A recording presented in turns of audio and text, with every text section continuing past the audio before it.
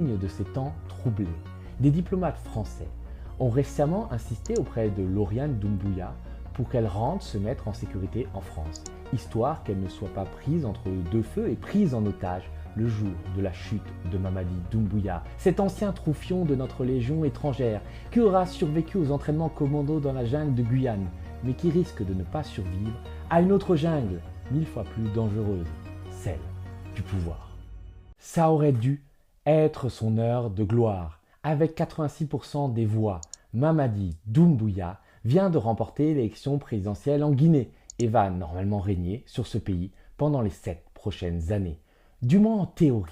Car alors que cette élection jouée et truquée d'avance aurait dû être le théâtre d'une démonstration de force, un long triomphe pour un général putschiste qui aura exilé ou éliminé dans le sang toute opposition, Mamadi Doumbouya est quasiment resté invisible de toute la campagne présidentielle, n'apparaissant que fébrile et souffrant, entouré de dizaines de gardes du corps et de chars d'assaut.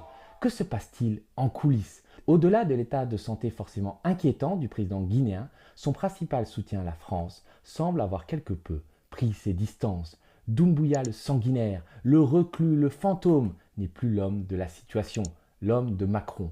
Aux dernières nouvelles, et d'après une enquête que j'ai menée, certains réseaux français soutiendraient même un putsch en préparation et qui serait mené par le nouveau chouchou de Paris en Guinée, le patron de la gendarmerie, le terrible tortionnaire Bala Samoura. Doumbouya, d'ordinaire si bavard, n'a pas pris la parole en public depuis des semaines, vivant reclus dans le quartier de la Minière à Conakry, juste à côté de la résidence de l'ambassadeur de France. Ils ne sont plus qu'un dernier carré de fidèles, approchés un Doumbouya de plus en plus paranoïaque, au premier rang duquel se trouve sa femme, Lauriane Doumbouya, une ancienne gendarme française, et Djiba Diakité, son ami de toujours et directeur de cabinet. Plusieurs sources sérieuses m'ont confirmé l'état de santé précaire de Doumbouya, qui est encore apparu affaibli, dans une déclaration préenregistrée de Victoire qui a beaucoup fait parler et qui a plus inquiété que rassuré. Caporal-chef de la Légion étrangère française.